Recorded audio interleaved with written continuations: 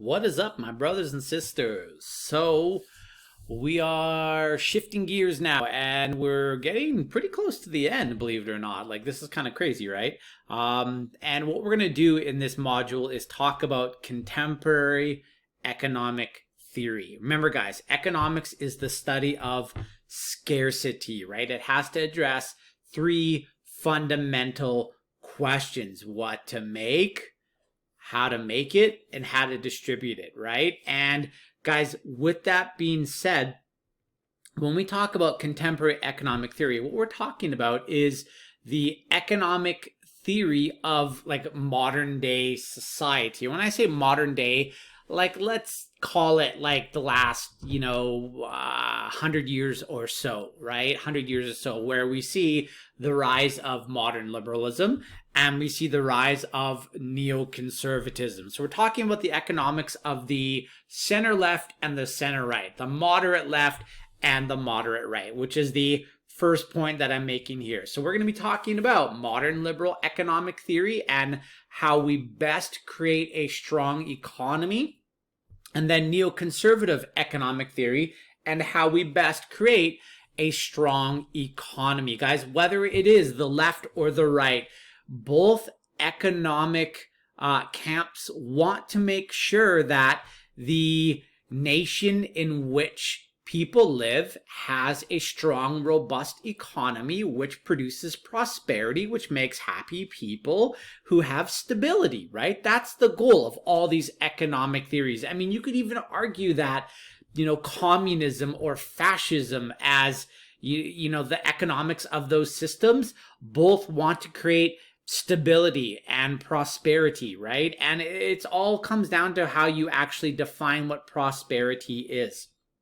Now, guys, what we're going to be looking at here is basically interventionist versus non-interventionist theory. Now, I don't know if you ever watched the show on A&E called Intervention, right? Where you have some guy who's, hooked on meth, and, his parents are at their wits' end as far as having to deal with this individual.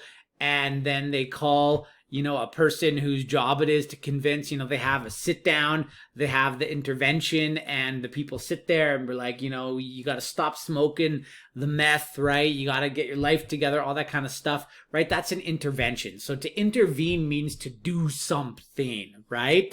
And when we talk about contemporary economic theory, it is the left who believes in economic interventionism, whereas it is the right, and this shouldn't be really much of a surprise, it is the right, neoconservatives today, who believe in non-interventionism. They believe in free markets. They believe in laissez-faire. They believe in government leaving the economy alone. But that is definitely not what the left believes, right? The left, and we'll talk about the name John Maynard Keynes.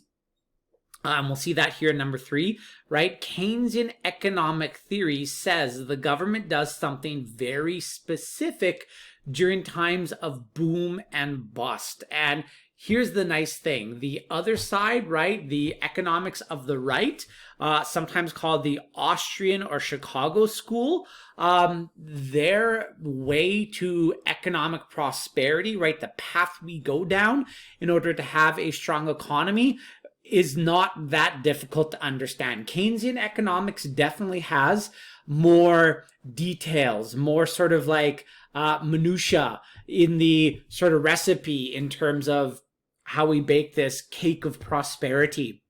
But the right, neoconservatives who embrace either the Austrian or the Chicago school, it's pretty simple, right? And it's let it be. And there's a little bit more detail that we'll have to look at, but it's a pretty simple idea. Now, Keynesian economics, it's named after a man by the name of John Maynard Keynes, right? It's named after this British economist who rose to prominence in the 1930s.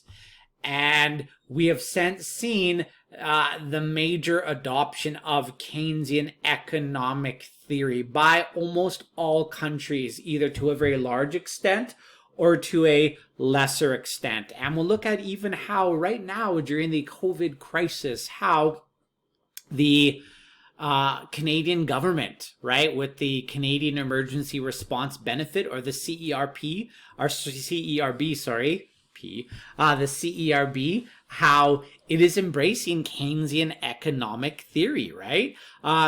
And then we'll look at the Austrian and Chicago School will introduce a man by the name of Friedrich Hayek. You've maybe heard of him before. Hopefully you have. If not, right, someone new to know. And then with the Chicago School, we'll talk about a man by the name of Milton Friedman.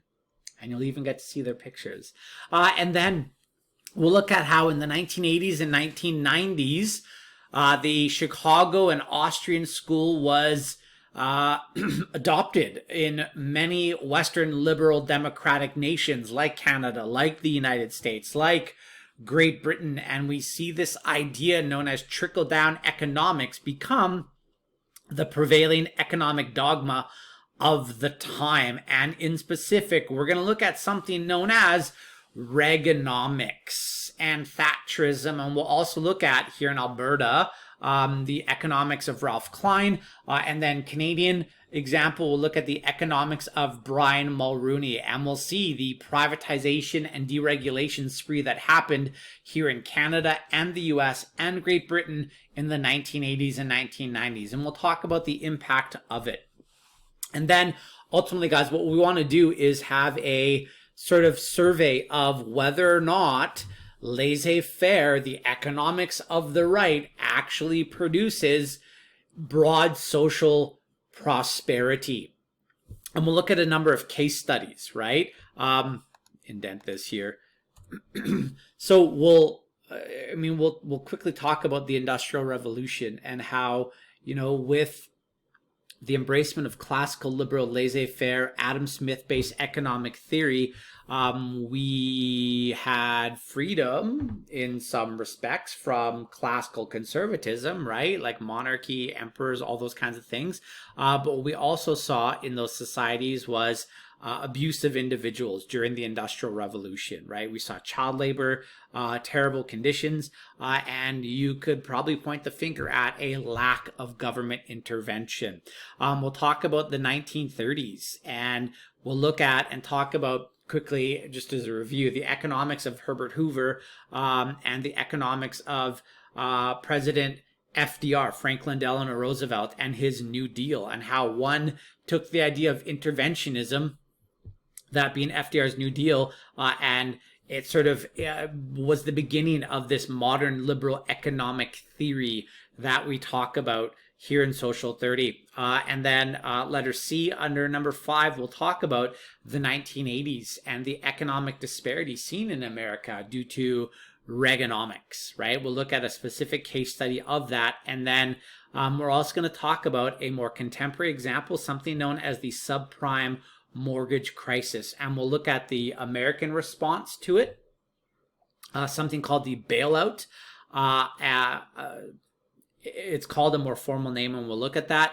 And also something called the Economic Action Plan of the Canadian government at that time as well. So guys, here's my take on all of this, right?